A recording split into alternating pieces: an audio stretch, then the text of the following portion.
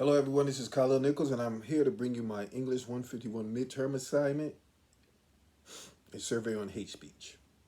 My hope in doing this research is to shed light on a growing problem in public forums that not only disrupts civil public discourse but also can cause harm.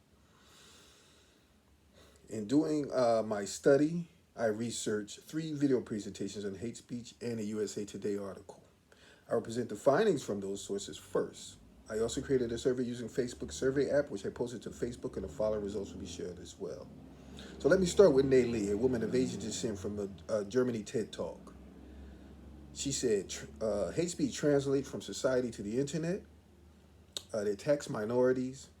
It's often centered around political movements and campaigns. Nadine Strawson, a former president of ACLU, says hate speech is not a recognized legal concept in the USA.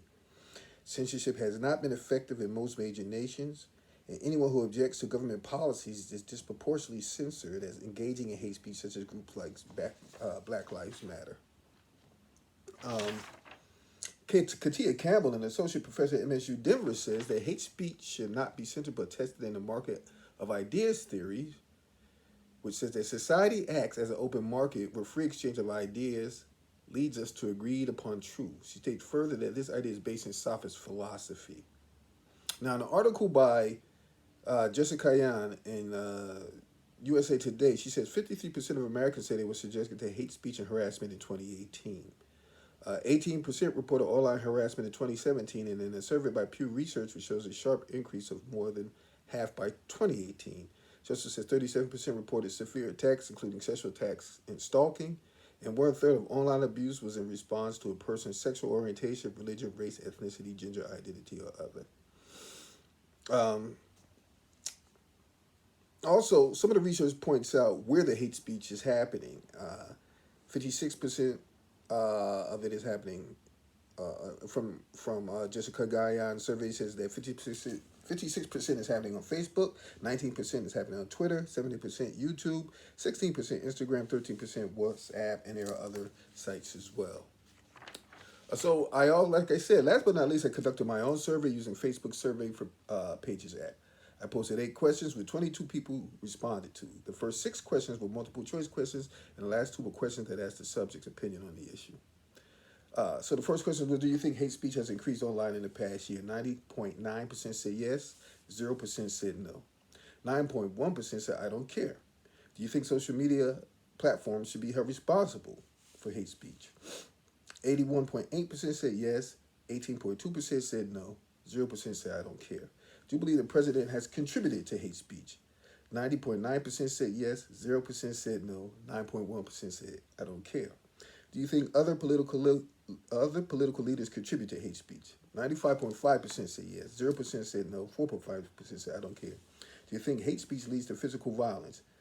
95.5% said yes, 0% said no, 4.5% said I don't care. The censorship violate the First Amendment.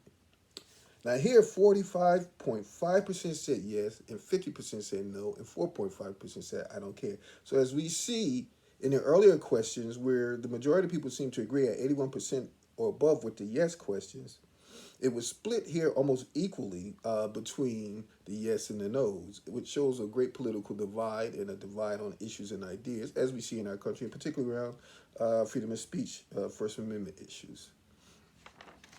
As I stated earlier, I also posted 2 questions to get the subject's opinions. The first one was, what would you like to be done to regulate hate speech? Some said ban platforms, hold people responsible. Hate speech should be considered a crime. What is the biggest source of hate speech online? Some said mainstream America, some said the president, some said families and what they teach at home. So with this information I've gathered and researched from other researchers and my own, I believe that it shows a dramatic rise in hate speech in just the past few years, as well as the groups that it affects and their concerns about it.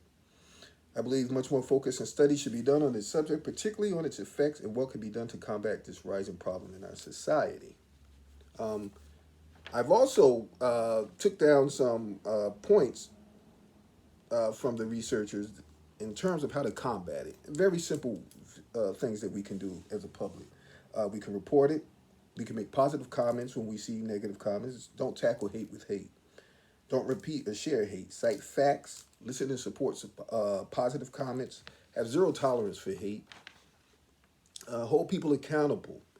Talk to family and friends. Educate our children. And what's one of the most important ones is that people should counter, not the government. I do believe the government needs to create laws to deal with issues of hate and its effects, but also the people, we need to push back because we're the ones doing it. We're the ones putting it out there, or some of us are. So we need to counter it. We need to talk about it and talk about it openly and publicly. I'm a child assault prevention counselor with the state of New Jersey. And I'm personally in the schools from with pre-K all the way up to 12th grade to high school, and I see the effects of bullying, hate speech, trolling, and such forth online, and how it affects our children, our community, and it's up to us to stop it. We have the power to stop it. Let's stop hate speech.